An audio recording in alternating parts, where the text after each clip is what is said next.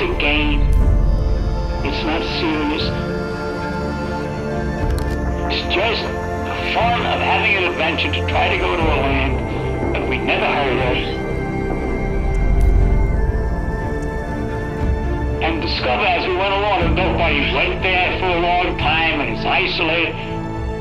Made it more interesting. But, you know, many explorers like to go to places that are unusual.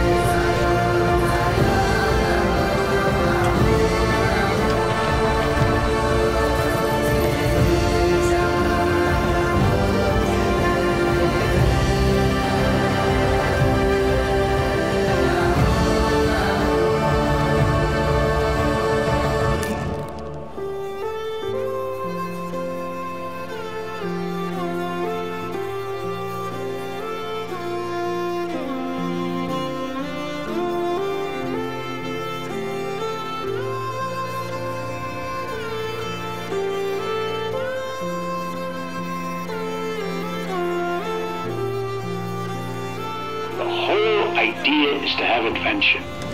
The way to have adventure is to do things at a lower level. It's not to ride on the freeway and to stop at the Holiday Inn.